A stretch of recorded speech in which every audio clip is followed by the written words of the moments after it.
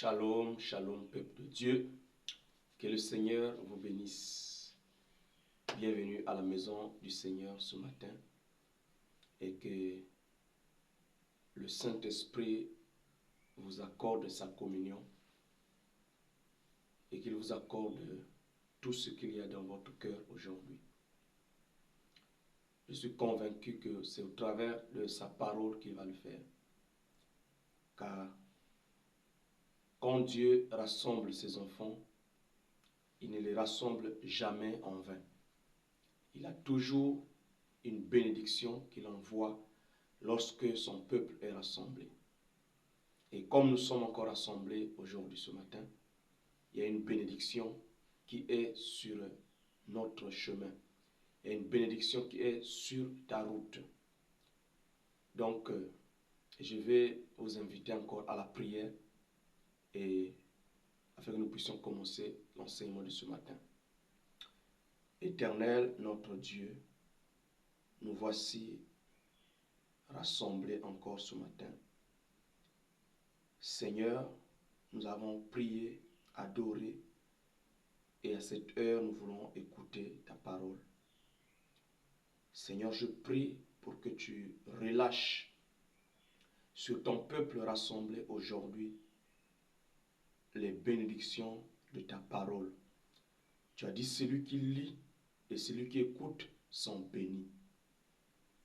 Il est aussi écrit qu'il est doux et agréable pour les frères d'être ensemble, car c'est là que tu envoies la bénédiction et la vie pour l'éternité.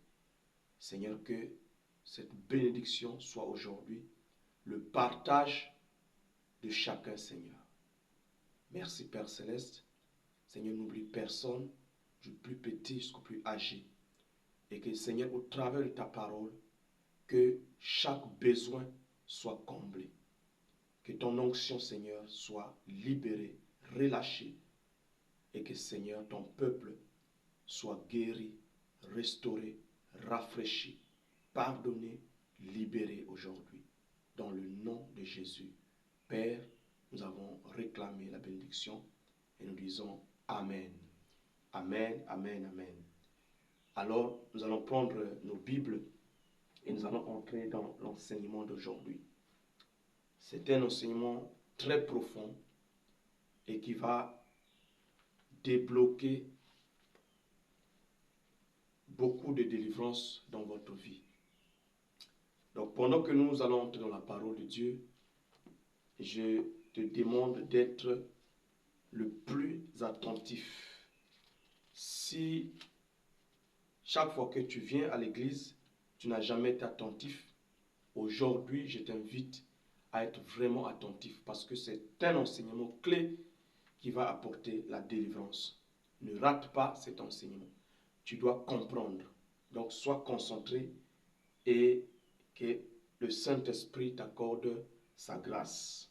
Nous allons lire dans Lévitique chapitre 16, versets 3 à 10.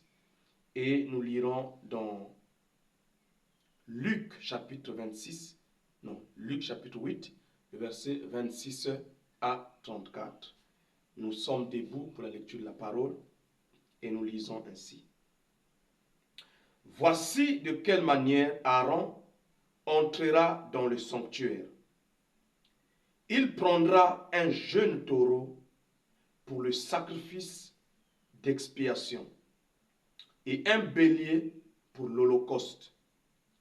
Il se revêtira de la tunique sacrée de lin et portera sur son corps des caleçons de lin. Il se ceindra d'une ceinture de lin et il se couvrira la tête d'une tiare de lin. Ce sont les vêtements sacrés dont il se revêtira après avoir lavé son corps dans l'eau. Il recevra de l'assemblée des enfants d'Israël, donc de l'église, assemblée des enfants d'Israël, il recevra de l'assemblée des enfants d'Israël 2 boucs pour le sacrifice d'expiation et un bélier pour l'holocauste. Qu'est-ce qu'il va faire avec les 2 boucs? comprend cela. Aaron offrira son taureau expiatoire et il fera l'expiation pour lui et pour sa maison. Il prendra les 2 boucs et il les placera devant l'Éternel à l'entrée de la tente d'assignation. Aaron jettera le sort sur les 2 boucs, un sort pour l'Éternel et un sort pour Azazel. Je veux qu'on reprenne ensemble ce verset. Aaron jettera le sort. Reprenez avec moi. Aaron jettera le sort sur les 2 boucs. Un sort pour l'Éternel et un sort pour Azazel. Aaron fera, verset 9 maintenant, Aaron fera approcher le bouc sur lequel est tombé le sort pour l'Éternel et il l'offrira en sacrifice d'expiation. Et le bouc sur lequel est tombé le sort pour Azazel sera placé vivant devant l'Éternel, afin qu'il serve à faire l'expiation et qu'il soit lâché dans le désert pour Azazel. Amen. Luc chapitre 8, allons maintenant dans le Nouveau Testament, verset 26.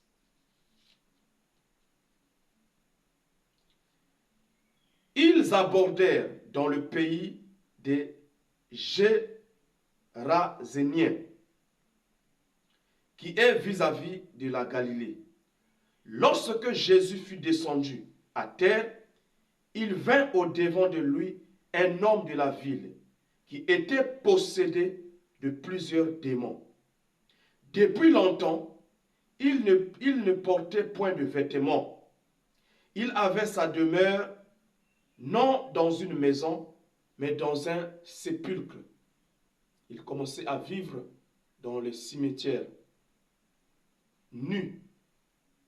Il était devenu fou. Ayant vu Jésus, il poussa un cri, se jeta à ses pieds et il dit d'une voix forte, « Qu'y a-t-il entre moi et toi, Jésus, Fils du Dieu très haut?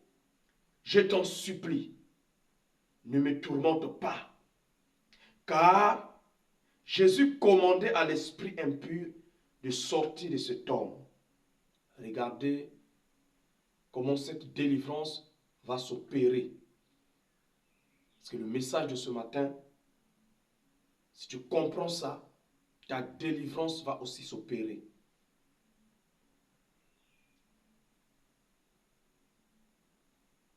Mais, on le gardait lié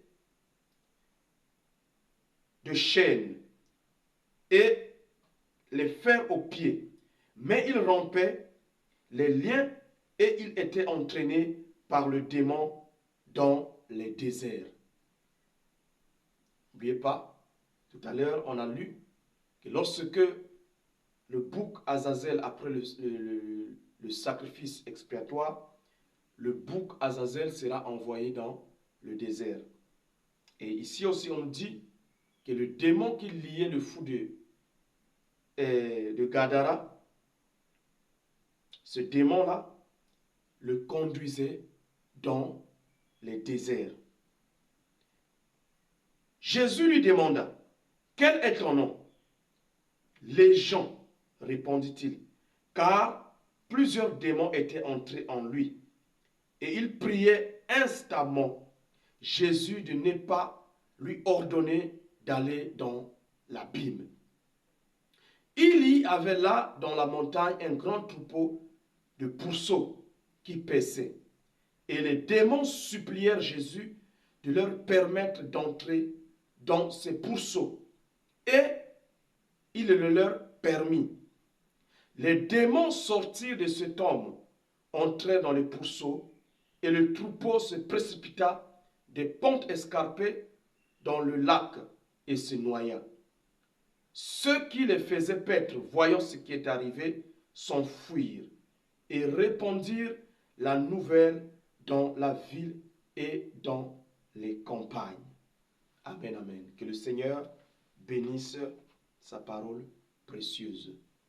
Nous pouvons nous asseoir et que Dieu vous bénisse.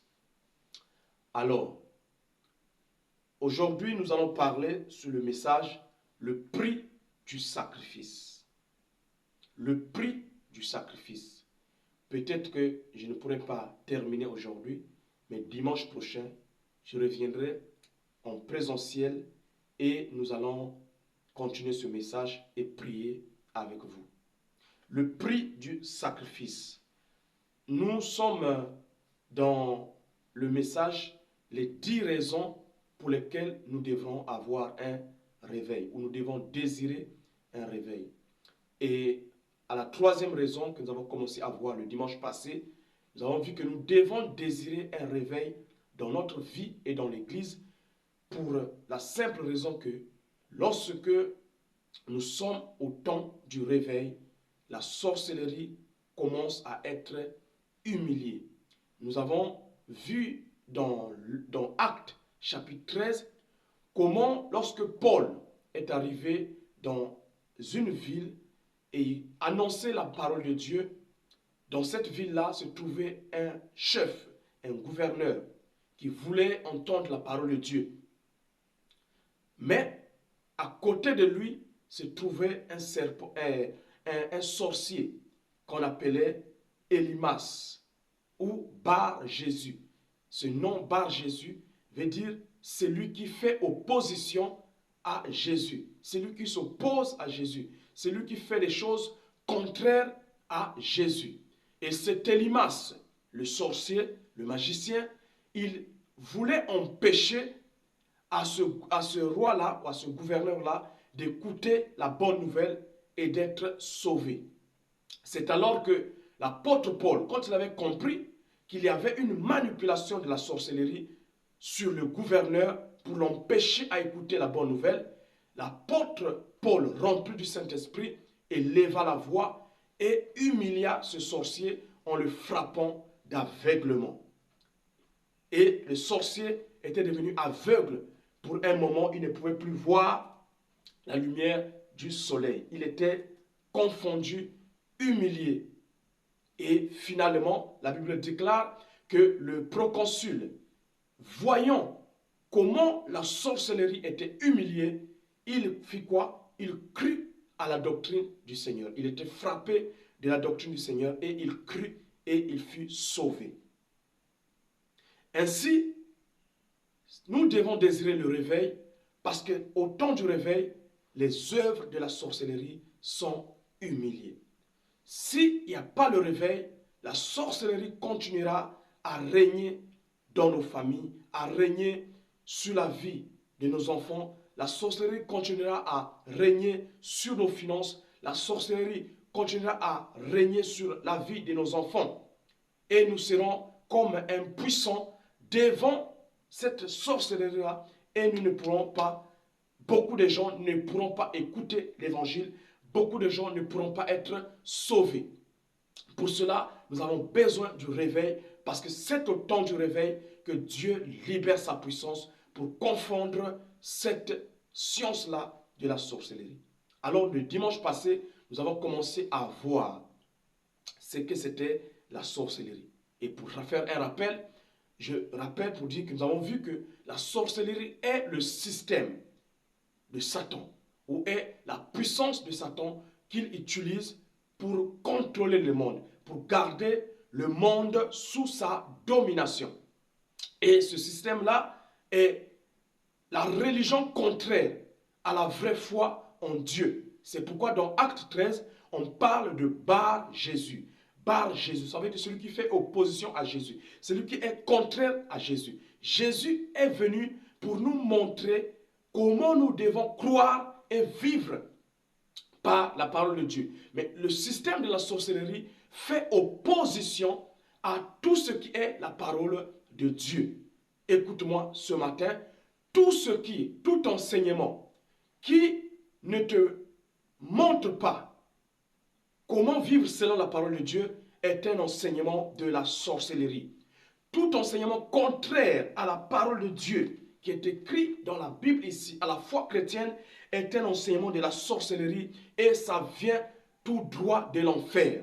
La sorcellerie, c'est une puissance de l'enfer que le diable utilise pour dominer ce monde.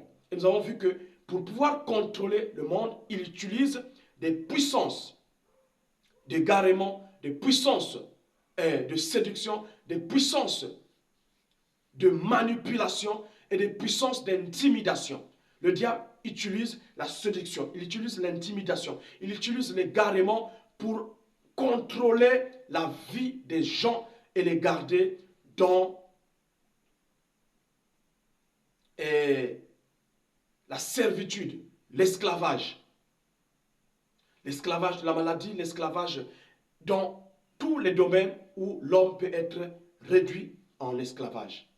Et nous avons vu que cette sorcellerie utilise quoi? Il utilise la chair. Donc ta chair peut devenir complice de Satan pour qu'il puisse opérer dans ta vie. C'est pourquoi tu dois te dépouiller des œuvres de la chair. Parce que sans les œuvres de la chair, le diable ne peut pas opérer sa sorcellerie dans la vie de quelqu'un. Donc il passe par les œuvres de la chair, par l'ivrognerie, par l'impudicité, par les excès de table, il passe par les querelles, par la rébellion, il passe par les jalousies, il passe par la haine, pour pouvoir maintenir les hommes et les femmes sous son pouvoir. Sans les œuvres de la chair, le diable ne peut rien faire dans la vie de quelqu'un. Donc, le jour que tu vas commencer à te détacher des œuvres de la chair, à te dépouiller des œuvres de la chair, ce jour-là, les démons vont commencer à mettre la main sur leur tête parce qu'ils vont savoir qu'ils vont commencer à perdre leur pouvoir dans ta vie. C'est pourquoi la parole de Dieu nous exhorte à nous dépouiller de ces choses-là, de la chair. Parce que Dieu sait que c'est au travers de cela que le diable passe pour pouvoir agir dans la sorcellerie. Après que nous avons vu cela, nous avons vu comment maintenant la sorcellerie est rentrée dans nos familles. Nous avons vu l'origine de cela, comment elle est rentrée dans nos familles. Et nous avons vu dans Apocalypse chapitre 12 qu'il y a eu guerre dans le ciel. Et cette guerre qui a été déclenchée dans le ciel, le diable a été chassé du ciel avec ses démons, avec ses anges qui les suivaient, qu'il avait reçus à séduire. Ils ont été chassés et ils sont venus sur la terre. Lorsqu'ils sont venus sur la terre, le serpent ancien, le diable, le dragon, vous lisez ça dans Apocalypse 12, lui-même, il s'est présenté dans le jardin d'Éden envers Adam, plutôt Ève. Et Ève a été séduite. La puissance de séduction de Satan a agi. Ève a été séduite et il a désobéi à la parole de Dieu. Il a mangé le fruit que Dieu leur avait interdit de manger. À partir de cet instant, Ève a donné le même fruit à son mari Adam. Et lorsqu'ils ont fait cela, Dieu est descendu, il a dit, vous avez désobéi, vous êtes devenus des rebelles contre ma parole. Pour cela, vous ne pouvez plus être les chefs de la terre. Vous ne pouvez plus dominer sur la terre. Dieu les a repris le titre de propriété qui leur permettait de dominer, de régner sur la terre. Et donc la terre est devenue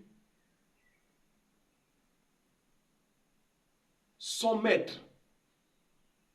Et comme la nature n'accepte pas le vide, la nature a horreur du vide, il fallait qu'il y ait quelqu'un qui domine sur la terre.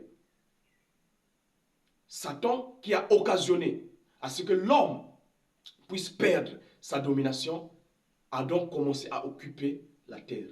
Il a occupé les eaux, il a occupé les montagnes, il a occupé les forêts, il a occupé toute la terre. Il a occupé les sphères, donc dans les airs. C'est pourquoi on l'appelle le prince des puissances de l'air. Il a occupé tout. Il a placé les dominations, il a placé les autorités, il a placé les principautés.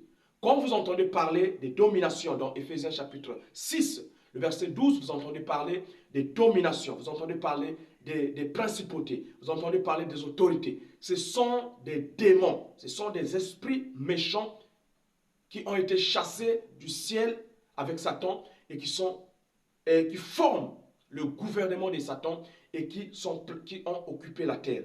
Ils sont donc devenus des esprits de l'air, des esprits de l'air, des esprits du feu, des esprits des eaux, des esprits de la terre, donc des esprits de forêt, des montagnes, des plaines, ainsi de suite. Ils ont pris le contrôle de la terre. Et maintenant, l'homme a commencé à se multiplier sur la terre. Et pendant qu'il se multipliait sur la terre, il commençait à s'éparpiller sur la terre. Et quand les hommes arrivaient, nos ancêtres, quand ils arrivaient sur des territoires, ces territoires étaient déjà occupés par Satan et par ses démons. C'est comme ça que ces esprits-là apparaissaient à nos ancêtres, que ce soit par des songes, par des visions, par des transes. Et il leur parlait, leur proposait que s'ils voulaient bénéficier des choses qui sont sur le territoire sur lequel ils viennent d'arriver, donc comme s'ils voulaient bénéficier de la pêche, de la chasse, de l'agriculture, ils devraient faire alliance avec ces esprits-là qui occupaient ces territoires, parce que ces esprits se présentaient maintenant comme les patrons de ces territoires-là. Et comme nos ancêtres, ils avaient besoin de manger, de survivre. C'est pourquoi la pauvreté est la première cause qui conduit à la sorcellerie. La pauvreté, ce n'est pas quelque chose de bien. Lorsque ta vie est dans la pauvreté, tu risqueras de devenir un sorcier. Parce que la pauvreté va conduire au vice, va conduire à la jalousie, va conduire à l'amertume, va conduire à faire des pactes avec les esprits méchants. C'est pourquoi vous voyez dans les villages, c'est souvent là où il y a plus de sorcellerie qui se manifeste. Parce qu'effectivement, à cause de la pauvreté, ça engendre la haine. Quand tu vois quelqu'un qui arrive à manger son poulet et que lui, il a mangé que le saka depuis longtemps, la haine commence à monter. La jalousie commence à monter. Quand il voit que l'enfant de l'autre a voyagé, il est allé maintenant en Chine, en France, et que lui, ses enfants sont toujours en train de couper les noix de palme pour vivre, la haine commence à monter. Et cette haine, quand elle commence à monter, elle commence à ronger le cœur de quelqu'un. Les esprits mauvais, ils viennent. Ils commencent à te faire des propositions. Est-ce que tu ne peux pas le tuer? Est-ce que tu ne peux pas l'éliminer? Si tu veux l'éliminer, nous, on peut t'aider. C'est comme ça que nos ancêtres ont commencé à rentrer dans la sorcellerie. Parce qu'ils avaient des besoins. Ils voulaient manger, ils voulaient boire, ils voulaient avoir le pouvoir. Quand ils allaient à la guerre contre leur prochain, ils voulaient avoir le pouvoir de la guerre. Et donc les esprits qui contrôlaient ces territoires ont commencé à les proposer des alliances. Et ils ont accepté. Parce qu'ils voulaient avoir des poissons, ils voulaient avoir des gibiers à la chasse, ils voulaient être ceux qui... excusez-moi, celui qui va donc avoir plus de récoltes d'igname ou de tubercules. Il pouvait être le patron du village. Et donc, pour une raison ou pour une autre, ils ont accepté des contrats avec le diable et avec ses démons. À partir de ce moment-là, je crois que tu es en train de comprendre, je suis en train de faire un rappel avant de rentrer dans le message d'aujourd'hui. À partir de ce moment, quand tu fais un pacte avec les démons, qu'est-ce qui arrive? Les démons doivent te réclamer des choses. Je te laisse avoir le poisson. J'ai partagé cela avec un frère à vous et il a dit, je comprends maintenant. Notre grand-père était un homme qui avait toujours le poisson. C'est-à-dire que les gens quittaient des villages et ils venaient dans son village à lui pour venir acheter du poisson. Il avait tout, il était un grand pêcheur et c'était un grand sorcier. Vous pouvez vous poser la question, comment il arrivait à trouver ce poisson-là. Que tous les villages quittaient partout pour venir acheter toujours le poisson, c'est lui. C'était le maître des poissons. Parce qu'il avait une alliance avec les esprits des rivières qui lui permettaient donc d'avoir tous les poissons de la rivière. Et pendant ce temps, les autres, quand ils vont à la pêche, ils ne peuvent pas gagner le poisson comme lui. Et comme lui, il est en alliance avec les patrons qui contrôlent l'eau, on lui laisse avoir des poissons. Ça, c'est un exemple. Mais ces dons, ces cadeaux que les démons font aux hommes, ça ne peut pas être gratuit. Ça ne peut pas être gratuit. Il y a un prix à payer. Je te parle aujourd'hui du prix du sacrifice. Il y a un prix à payer. Et ce prix-là, généralement, les démons-là, ils leur donnaient des conditions. Pour leur dire, tu vas commencer à m'adorer. Tu vas me bâtir une maison. Tu vas me bâtir une statuette. Tu vas me faire une représentation.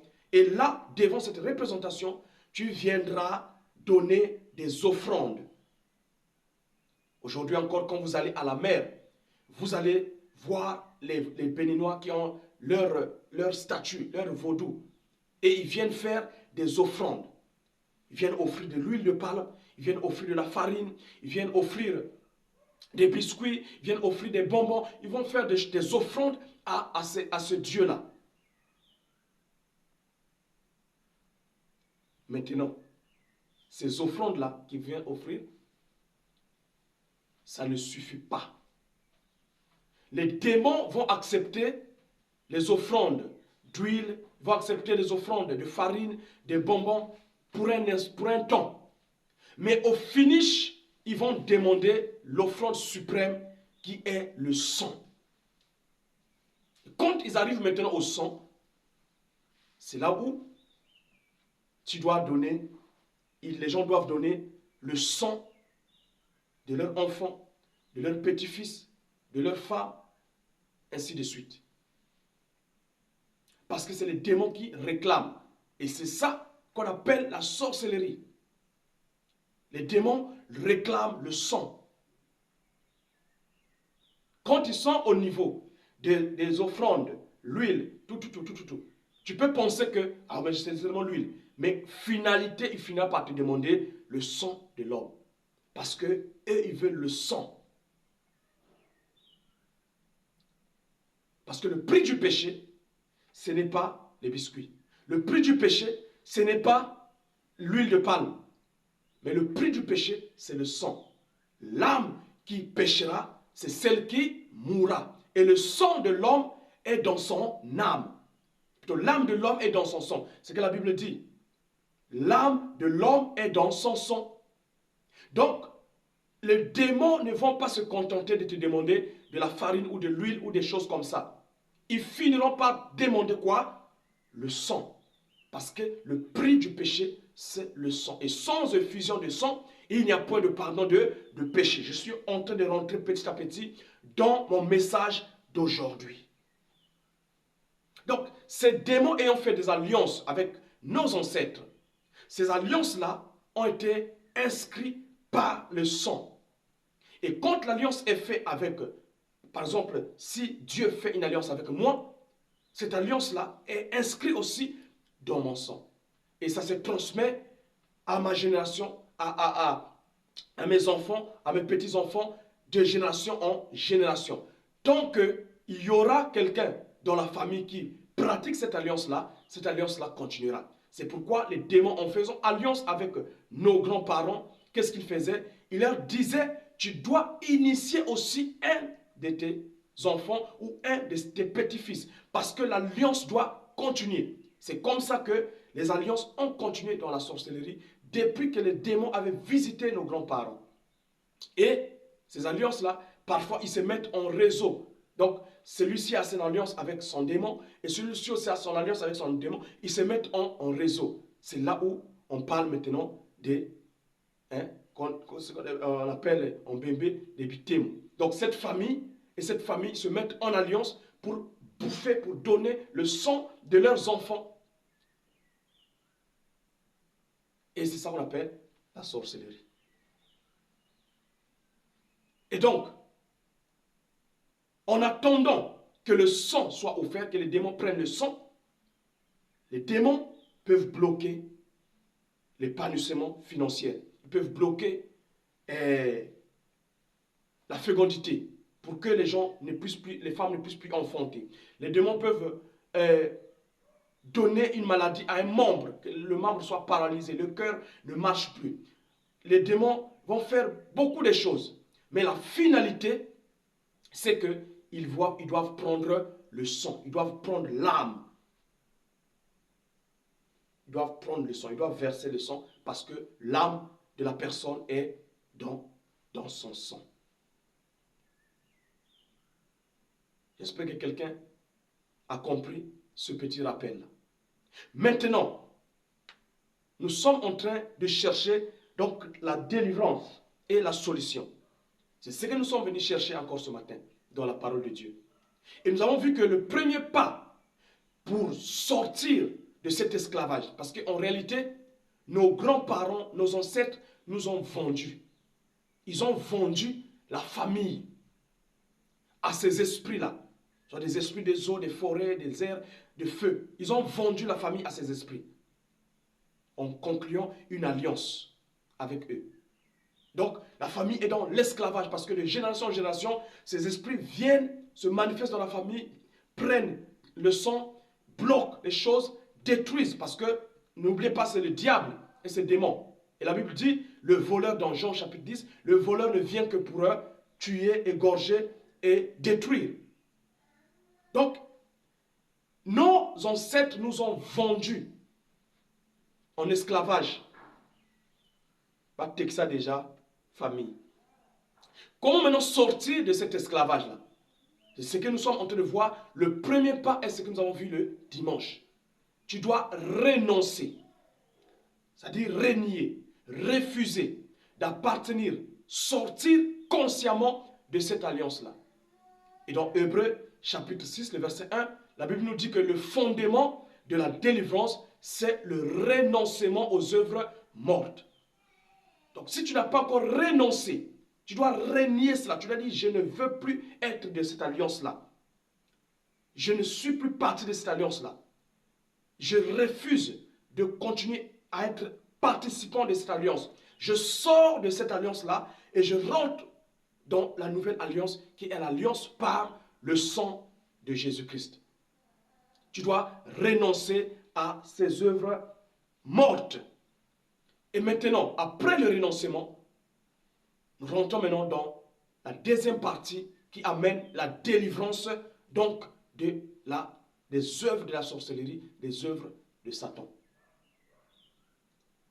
Et cette deuxième partie, c'est qu'après le renoncement, cela ne suffit pas.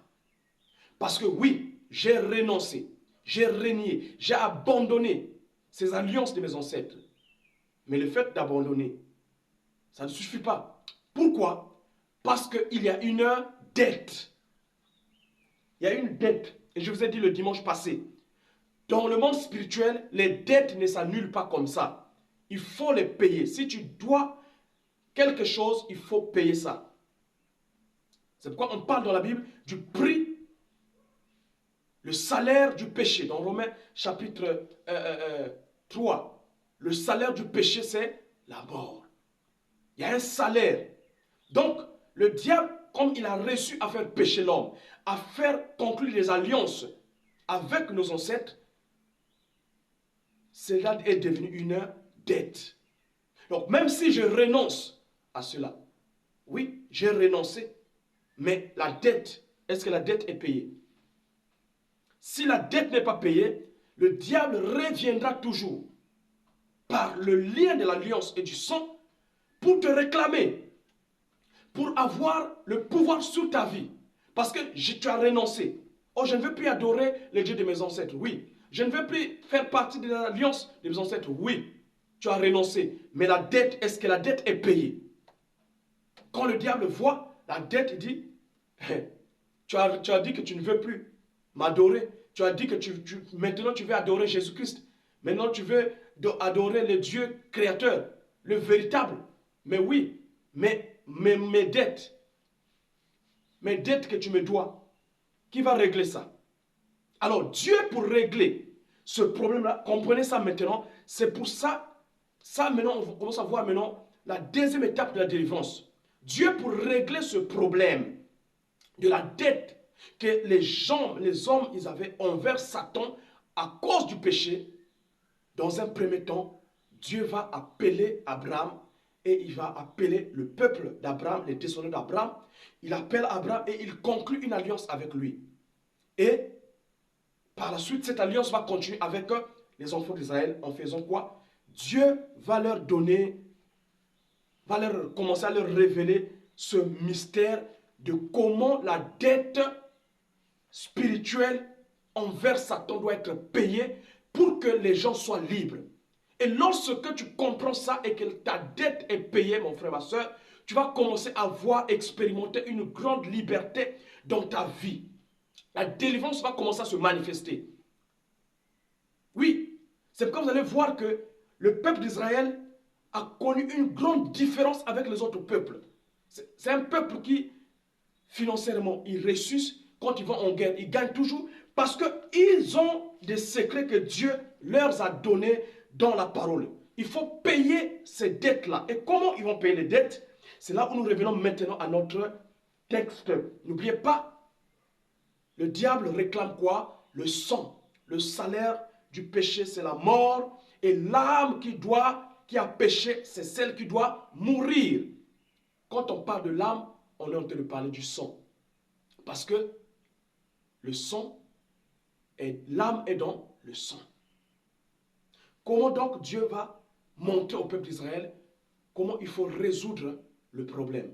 Il va leur montrer le secret de comment payer la dette. Revenons maintenant à notre texte dans Lévitique chapitre 16. La Bible dit ceci. Voici de quelle manière Aaron entrera dans le sanctuaire. On montre tout ce qu'il devrait, la préparation avant de rentrer dans le temple ou dans la présence de Dieu. C'est pourquoi, lorsque nous venons à l'église, lorsque nous voulons entrer dans la présence du Seigneur, pour qu'il nous bénisse, il y a un protocole. Il y a un protocole. Tu ne peux pas entrer dans la maison, dans la présence de Dieu, n'importe comment avec... Non, tu vas te faire du mal. C'est pourquoi, si vous voyez le texte dans Lévitique chapitre 16, la Bible dit que les enfants de Aaron étaient morts. Aaron avait 2 fils. Les 2 sont morts le même jour. Parce qu'ils étaient entrés dans la présence de Dieu. Et de la mauvaise façon. La présence de Dieu est une présence sacrée. Parce que Dieu est saint. Tu ne peux pas entrer dans cette présence-là en étant souillé. Aujourd'hui, les chrétiens, ils s'amusent. Mais nous nous amusons avec le message de la sanctification. Mais nous nous amusons contre notre propre vie. Parce que plus nous désobéissons au message de la sanctification, plus nous créons des problèmes dans notre vie. Il n'y a pas comment dire, de raccourci pour entrer dans la présence de Dieu. Il faut être sanctifié. La Bible est très claire. Qui peut monter à la montagne de l'Éternel? Celui qui a le cœur pur, celui qui a les mains pures.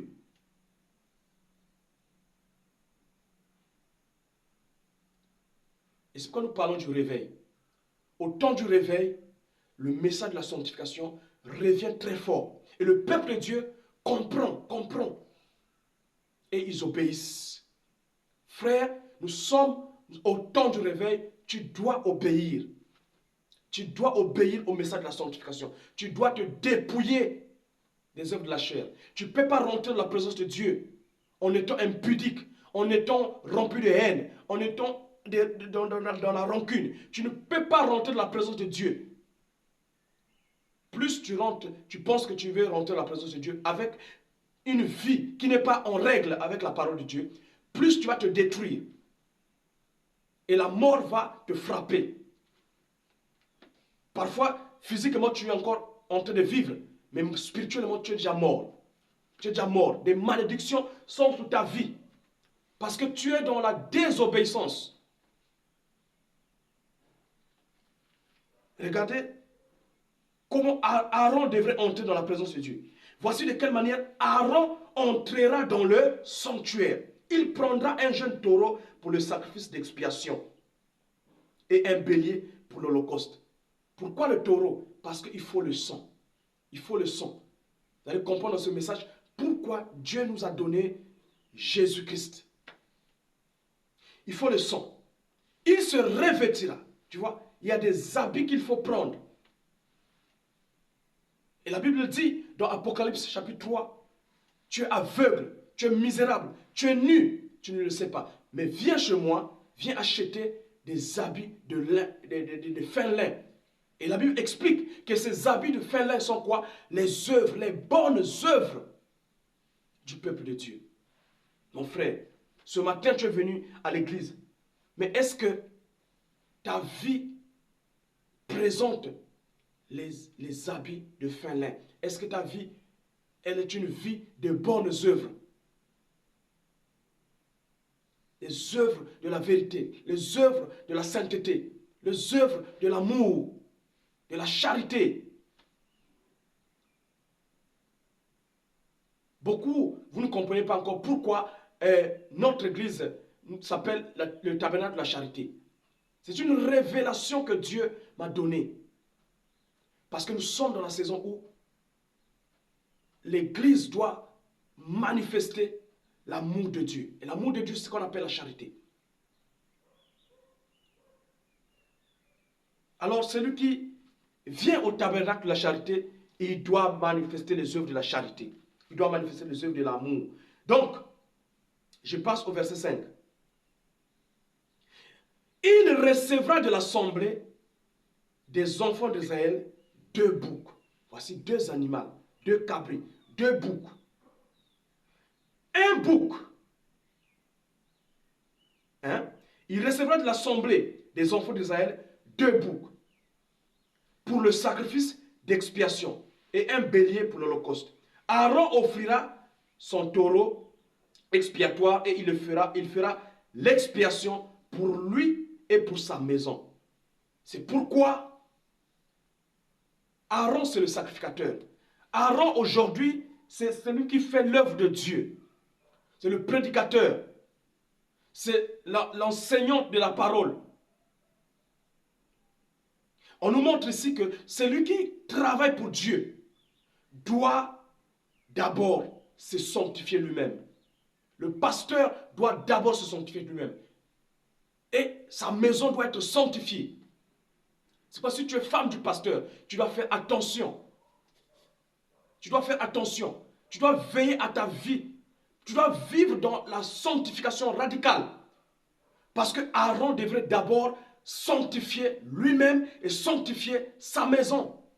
Si tu es serviteur de Dieu, si tu es chantre, si tu enseignes, même dans notre église où les mamans enseignent, tu dois te sanctifier toi-même. Tu dois te débarrasser toi-même des œuvres de la chair. Parce que tu dois d'abord être toi-même pur. Tu dois te sanctifier toi-même. Tu dois sanctifier tes pensées. Tu dois sanctifier ta bouche. Tu dois sanctifier tes actions. Avant de pouvoir te tenir devant le peuple de Dieu pour faire le service de Dieu. Aujourd'hui, nous sommes dans un monde de confusion où les chantres ne se sanctifient pas, mais ils viennent pour chanter. Les prédicateurs ne se sanctifient pas, ils viennent pour prêcher. Pendant qu'ils chantent là, il a un copain. C'est incroyable. Pendant qu'il prêche, il a des copines. Il y a d'autres pasteurs qui ont même des copines dans l'église. Et il continue à prêcher. Aaron devrait se sanctifier d'abord lui-même. Toi, tu viens chanter pour le Seigneur. Mais ta bouche raconte n'importe quoi, insulte, dit des choses inutiles. Tu vis n'importe comment. Fais attention. Fais attention. Parce que le jugement de Dieu, on ne blague pas avec ça. On ne blague pas avec ça.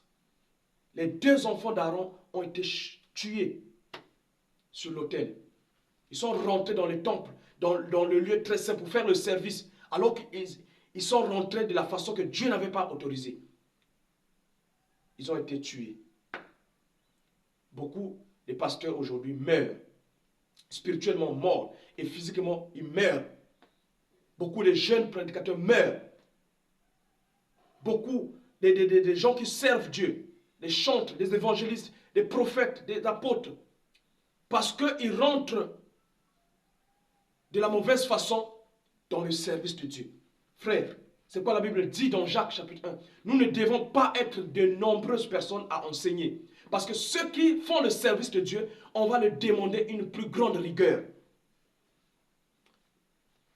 Je voulais dire ça pour tous qui servent Dieu. Que ce soit les mamans, que ce soit les frères qui chantent, que ce soit les chantres, tout ce monde. Tous ceux qui servent Dieu doivent d'abord eux-mêmes mener une vie exemplaire devant la présence de Dieu. Aaron, je passe au verset 7 maintenant, il prendra les 2 boucs. Donc les 2 boucs que l'Église va amener, Aaron va les prendre. Il les placera devant l'Éternel à l'entrée de la tente d'assignation. Aaron jettera le sort sur les 2 boucs. Un sort pour l'Éternel et un sort pour Azazel. Ah, quel mystère! Quand j'ai compris ça, j'ai vu la délivrance de l'Église.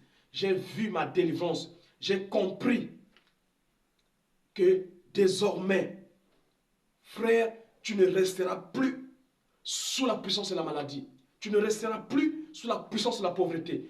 Désormais, les sorciers n'auront plus de pouvoir sur ta vie. Leurs œuvres ne marcheront plus. À cause de ce grand mystère que je te montre ce matin.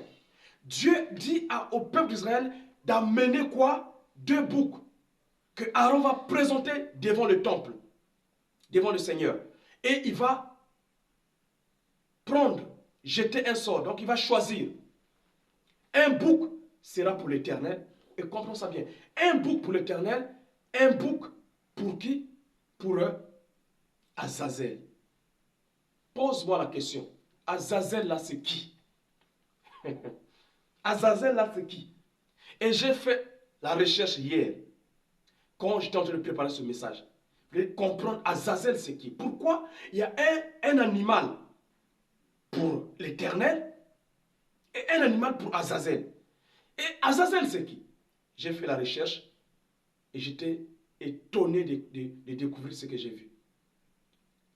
Azazel, selon la recherche que j'ai faite, quand on parle d'Azazel dans la Bible, c'est le démon. Azazel, c'est la puissance diabolique. Donc Azazel représente Satan et son système. Donc la Bible dit que quand le peuple va venir pour faire des sacrifices pour le péché, pour la délivrance, parce que si le péché est là, il ne peut pas y avoir la délivrance. Qu'est-ce qu'ils vont amener? Ils vont amener quoi? Un animal pour l'Éternel et un animal pour le démon. Pourquoi un animal pour le démon? Je te parle ce matin du prix du sacrifice. Pourquoi un animal pour le démon? Parce que Dieu est intelligent.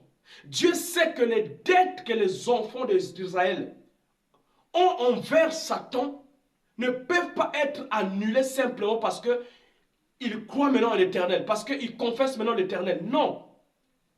Dieu connaît comment fonctionne le monde spirituel. Dieu connaît que les enfants d'Israël ont péché. Il sait que leurs ancêtres avaient adoré des idoles, avaient tissé des alliances avec les esprits des eaux, avec des esprits de forêt, avec des esprits des montagnes. Et à cause de ces alliances-là, le diable a le droit d'avoir le pouvoir, la puissance sur leur vie. Et Dieu qui aime son peuple et qui voulait les délivrer de la puissance de Satan, il comprend que Satan ne va pas arrêter de réclamer ces enfants d'Israël là Si ils ne payent pas la dette qu'ils ont envers Satan. Et pour payer cette dette-là, Dieu dit que lorsque vous viendrez faire le sacrifice, vous ferez un bouc pour moi, l'Éternel, et un autre bouc pour Azazel, donc pour le démon. Frère, c'est pourquoi parfois on prie pour toi, mais la maladie ne part pas. On prie pour toi, mais la situation financière ne change pas. C'est normal. Parce que ce n'est pas parce que tu es devenu chrétien, ce n'est pas parce qu'on prie pour toi que ce que tes ancêtres ont fait, et même toi-même, parce que toi-même aussi tu es rentré, comme tes parents t'ont montré cette voie. Tu étais chez le féticheur. Tu as été dans des alliances avec Azazel, avec le démon. Et maintenant que tu es venu au Seigneur, pour que ta délivrance soit faite, il faut que la dette de Satan soit payée. Sinon, il ne te laissera pas. Quand on prie comme ça, il ne te laisse, la personne ne part pas. Le démon ne part pas. Pourquoi le démon ne part pas? Parce que le démon, il réclame, il dit qu'il y a une dette. Il y a une dette. Je ne pars pas. C'est pourquoi nous avons vu dans Luc chapitre 8, Jésus, le grand maître, le grand Seigneur, le Tout-Puissant, Dieu dans la chair, il se présente dans la ville de Génézareth. Et un fou, un démoniaque qui est lié par le démon, se présente devant lui. Et Jésus commence à chasser le démon. Comprenez ça ce matin. C'est votre délivrance aujourd'hui. C'est votre délivrance aujourd'hui. Cette révélation doit amener la délivrance. Jésus commence à chasser le démon. Et le démon lui résiste. Le démon dit, on ne part pas. Sors! Jésus dit, sors de cet homme. Il dit, je ne pars pas. Sors de cet homme. Il dit, je ne pars pas. Jésus, comme il est la parole, comme il connaît la sagesse, il connaît les lois de l'esprit. Il a commencé à interroger l'esprit là. Pourquoi tu ne veux pas sortir? D'ailleurs, qui es-tu? Là, il commence à expliquer. Il dit, je suis légion. Parce que nous sommes plusieurs. Nous sommes des milliers. Je dis, ah bon? Sortez. Il dit, on ne sort pas. Ah. Je suis Jésus de Nazareth. Je suis en train d'arrêter les tempêtes. Je suis en train de chasser les démons. Et vous ne pouvez pas sortir. Sortez! Les démons disent, ne nous chasse pas, ne nous tourmente pas. Mais pourquoi? Regardez ce que les démons disent. Ils donnent une condition à Jésus pour sortir. Frère, ma soeur, il y a une condition dans le monde spirituel qui doit te permettre d'être libre. Pour que cette maladie te quitte, pour que ce problème te quitte, il y a une condition qui est demandée dans le monde spirituel. La délivrance ne s'opère pas comme ça, n'importe comme ça. C'est pourquoi vous voyez, il y a des cas même dans l'église. Depuis longtemps, on est en train de prier, mais le démon résiste. Chaque jour, il se manifeste, il résiste, il ne parle pas. Il y a une condition dans le monde spirituel. Aujourd'hui, la prière que tu vas faire, c'est de demander à Dieu, Seigneur, quelle est la condition que je dois remplir? C'est pourquoi je te prêche ce message. Par ce message du prix du sacrifice, Dieu va te montrer exactement ce que tu dois faire pour que cette condition soit remplie spirituellement et que tu sois libre. Je t'assure, je te rassure, lorsque cette condition dans le monde spirituel sera remplie, ta vie va changer complètement. Ta délivrance ne pourra pas être arrêtée. Donc, l'enseignement que nous pouvons tirer dans Luc 8, à partir du verset 26, nous montre que il y a des conditions dans le monde spirituel. Et cette condition, c'est quoi? C'est le prix à payer. Et ces démons qui étaient dans le fou de Génézareth, ils disent à Jésus, si tu veux nous chasser, nous on veut partir. On peut partir parce qu'on ne peut pas te désobéir. Puisque toi tu es l'autorité suprême. On peut partir. Mais si tu veux nous faire partir, permets-nous que nous puissions entrer dans ces portes-là. Il faut se poser la question, pourquoi Jésus va autoriser aux démons de rentrer dans les portes-là et de ruiner l'économie d'autrui? Frère, la révélation derrière ça, c'est qu'en réalité, ce qui est vrai, ce qui est réel, c'est que, voici la vérité. Dans cette ville-là, les gens de cette ville, ils adoraient un Dieu. Ils adoraient un esprit. Et l'esprit-là était un esprit du lac. Un esprit des eaux.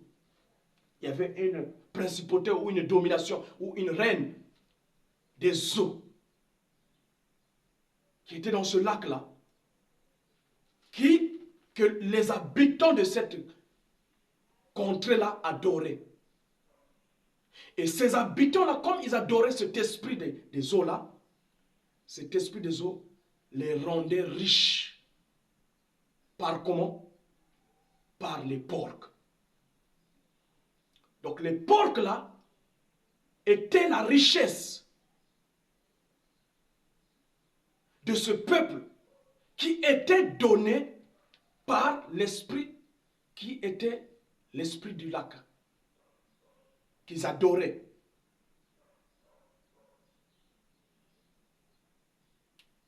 Peut-être c'est leurs ancêtres qui avaient commencé d'adorer ça et ils ont trouvé ça.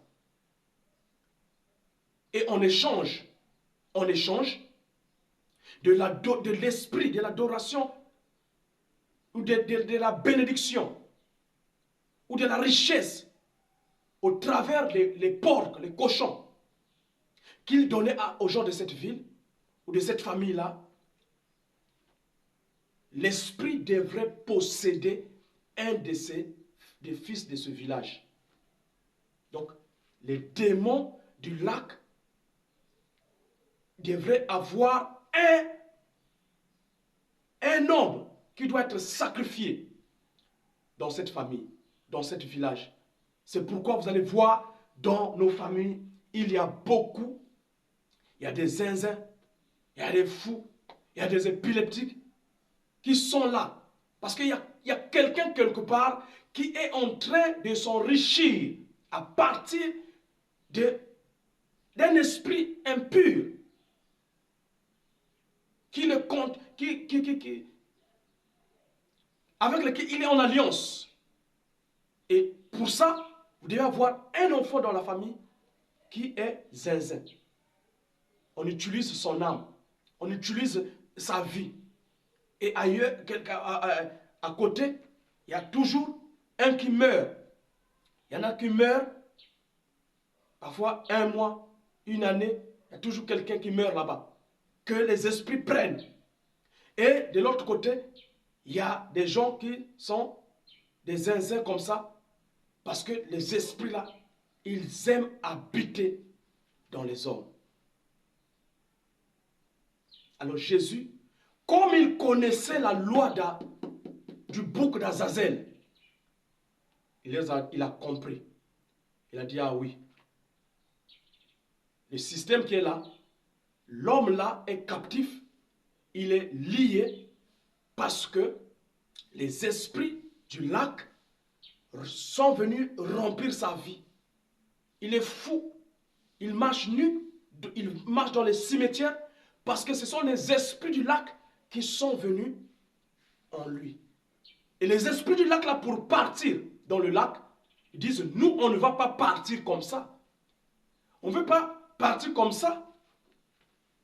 C'est comme ça qu'ils ont resté à Jésus. On ne veut pas partir comme ça. Pourquoi on doit partir alors que nous sommes en alliance avec ce peuple? Si nous on doit partir, ils doivent nous rembourser ce qu'on a payé, ce qu'on leur a donné. Et qu'est-ce qu'ils avaient donné? Les esprits là qui étaient dans le fou de Gadara, qu'est-ce qu'ils avaient donné à cette ville-là? La richesse par des porcs. On dit qu'il y avait plus de 2000 porcs. Si tu prends 2000 porcs, si tu as seulement 100 porcs, toi tu peux calculer. Si le porc en vend 80 000 francs, tu auras combien de millions? Mais maintenant, plus de 2000 porcs, si on vend, c'était une famille riche avec les porcs. Mais cette richesse-là n'était pas bonne, n'était pas la bonne richesse. C'est parce que c'est le gars là qui était fou. C'est lui qui était le sacrifié. Il était sacrifié pour que cette population continue à être riche. Alors, Jésus dit, comme vous devez sortir. Eux, ils disent, nous, si on veut sortir, permets-nous d'aller dans les porcs. Parce que nous, si nous sommes là, c'est parce que ces gens-là ont une alliance avec nous pour s'enrichir. Donc, on doit partir, mais on doit aussi amener nos bagages. On doit aussi amener notre richesse qu'on leur a donnée. C'est comme ça que Jésus les a permis d'entrer dans les porcs.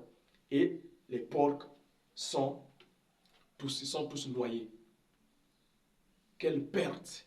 Oui, la perte était tout à fait normale parce que les esprits ont récupéré ce que le peuple là les devait. Et qu'est-ce qui est arrivé? L'homme a été libéré. Il a été délivré. Je vais terminer là. Je vais continuer le dimanche prochain pour te dire ceci. La prière que tu dois faire aujourd'hui, c'est de demander à Dieu, Seigneur, quel est le prix de ma délivrance? Qu'est-ce que je dois faire? Quel est le prix que je dois payer? Quel est le sacrifice que je dois faire pour que ma vie soit libérée? Parce que Dieu veut te libérer. Mais dans le monde spirituel, il y a des dettes. Il faut les payer. Et je ne suis pas encore arrivé à Jésus. Parce que j'étais d'abord en train de vous expliquer ce qui s'est passé dans l'Ancien Testament. Mais dans Hébreu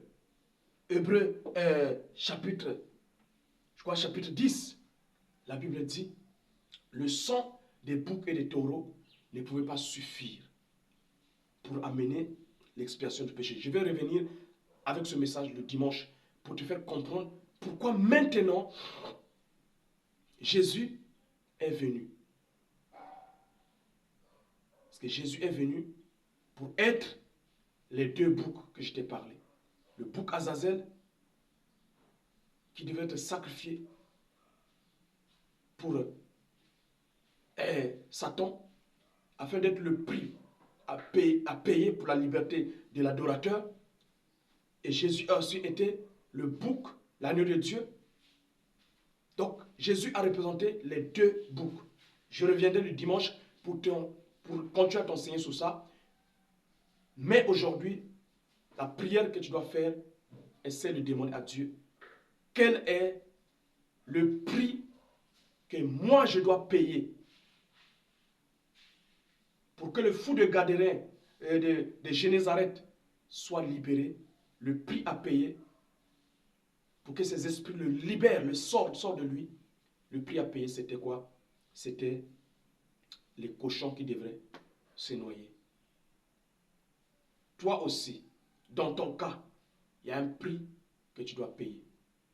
Je viendrai te montrer ça le dimanche prochain. Entre-temps, commence à prier le Seigneur, à lui demander sa grâce, sa miséricorde, lui, pour qu'il te montre qu'est-ce que tu dois vraiment payer, qu'est-ce que tu dois faire pour te libérer de toutes ces alliances de ta famille qui est dans ton sang. Bien que tu as déjà renoncé à ça, qu'est-ce qu'il faut? Qu'est-ce que je dois faire, Seigneur? Vous savez, C'est un message prophétique que je suis en train de donner. Et le dimanche, quand je reviendrai sur ce message, tu comprendras un peu plus. Pour le moment, on va s'arrêter là. Je veux que nous puissions nous tenir debout ensemble pour la prière. Je veux faire une prière simple, courte, et la modératrice va venir vous conduire dans un temps de prière. Père, merci aujourd'hui pour la parole que nous avons écoutée, Seigneur Jésus. Merci pour les révélations qui sont sorties. Que ton nom soit béni, que ton nom soit loué, Seigneur. Maintenant que ce peuple, Seigneur, va adorer, va prier, Seigneur Jésus-Christ, je te prie que tu te manifestes puissamment et que tu viennes leur révéler, Seigneur, tout ce qu'il faut pour que, Seigneur, leur vie soit affranchie. Manifeste-toi puissamment pendant que ton peuple prie et qu'il t'adore au nom de Jésus. Amen. Que le Seigneur vous bénisse. Continuez la prière avec la modératrice et nous nous revoyons dans la semaine.